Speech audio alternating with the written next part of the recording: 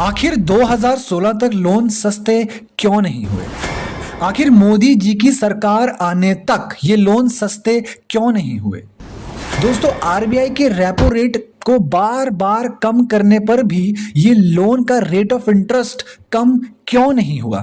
दोस्तों, इन्हीं सवालों का जवाब जानने के लिए आज हम इस वीडियो को बना रहे हैं। दोस्तों, लेकिन इन सवालों का जवाब जानने से पहले आपको दो बातों का पता होना बहुत ही ज्यादा जरूरी है। दोस्तों, आखिर ये बेस रेट क्या होता है? आखिर marginal cost of landing rate दोस्तों क्या होता है? दोस्तों, base rate the minimum interest rate set by a bank below which it can not lend to customers. दोस्तों, बेस रेट वो मिनिमम रेट ऑफ इंटरेस्ट होता है जिस रेट ऑफ परसेंटेज के नीचे कोई भी बैंक अपने कस्टमर को लोन नहीं दे सकता है। दोस्तों, अगर मैं एक छोटी सी एग्जांपल से आप इसे समझाने का कोशिश करूं तो ध्यान से देखिएगा। मान लीजिए आपका ये एक पंजाब नेशनल बैंक है और दोस्तों आपका जो बेस रेट है वो सिर्फ 5% है, यानी कि ये वो रेट ऑफ इंटरेस्ट है जिसके नीचे कोई भी बैंक अपने कस्टमर को कोई भी लोन प्रोवाइड नहीं कर सकता है। चाहे वो होम लोन हो, चाहे वो बिजनेस लोन हो, चाहे वो कोई सा भी लोन हो, कोई भी बैंक इस 5% के रेट ऑफ इंटरेस्ट से नीचे लोन नहीं दे सकता। यानी कि ये पंजाब नेशनल बैंक 4%, 3%, 2% इस किसी भी परसेंटेज पे इन कस्टमर्स को लोन नहीं दे सकता है। लेकिन 5% से अबव, चाहे वो 6% हो, 7% हो, 8% हो, इस पर ये पंजाब नेशनल बैंक इन कस्टमर्स को लोन दे सकता है। इसी मिनिमम रेट ऑफ इंटरेस्ट को दोस्तों बेस रेट कहा जाता है।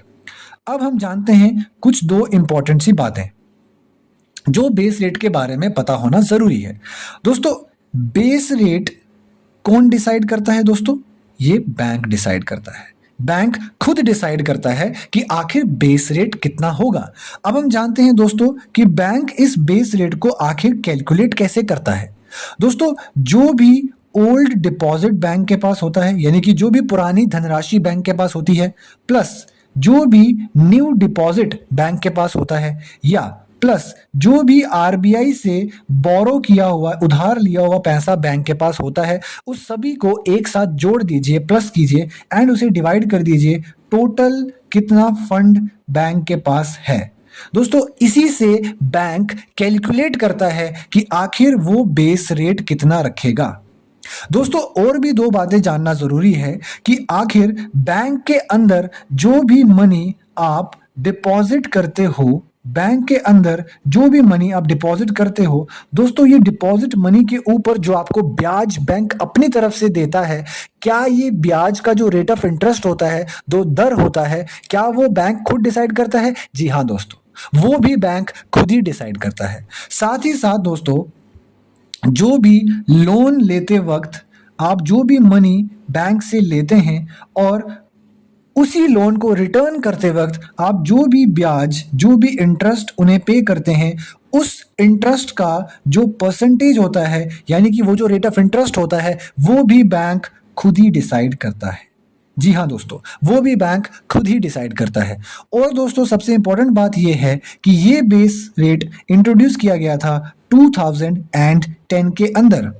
दोस्तों, 2010 में इस बेस रेट के लाने से आखिर हमारा जो बैंकिंग रेट था, हमारा जो रेट ऑफ इंटरेस्ट था, वो कम क्यों नहीं हो रहा था? हमें marginal cost of landing rate को लाने की आवश्यकता क्यों पड़ी? क्यों इसकी जरूरत पड़ी? तो दोस्तों, इसे जानने से पहले आप ये जान लीजिए कि आखिर ये marginal cost of landing rate क्या होता है। दोस्तों, marginal cost of landing rate की शुरुआत की गई थी 2016 के अंदर। 2016 में इसे इंट्रोड्यूस किया गया था।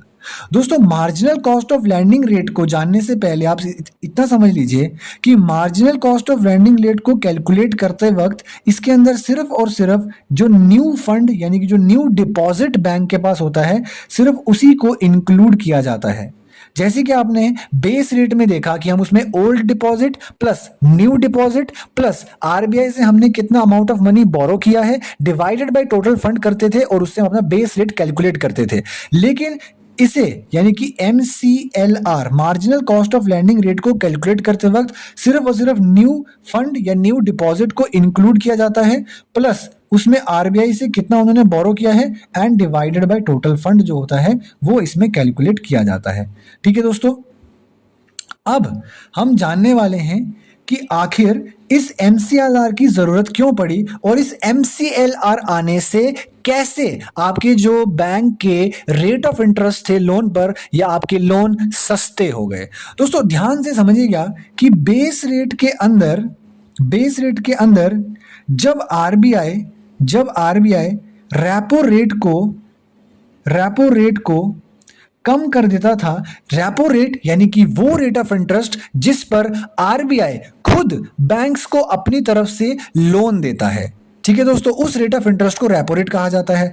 तो दोस्तों जब आरबीआई बैंक्स को कम रेट ऑफ इंटरेस्ट पे लोन देता था तो बैंक्स की भी ये जिम्मेदारी थी कि वो आगे मार्केट में यानी कि अपने कस्टमर्स को जो लोन दें वो कम रेट ऑफ इंटरेस्ट पे दें। पर दोस्तों बेस रेट के टाइम पे 2010 में ऐसा नहीं होता था। दोस्तों आरबीआई जब अपना रेपो रेट कम कर लेता था उसके बावजूद भी ये जो बैंक्स होते थे ये आगे मार्केट में अपने कस्टमर्स को सस्ते रेट ऑफ इंटरेस्ट पे या लो रेट ऑफ इंटरेस्ट पे लोन नहीं देते थे, जिसकी वजह से हमारा लोन सस्ता नहीं होता था दोस्तों।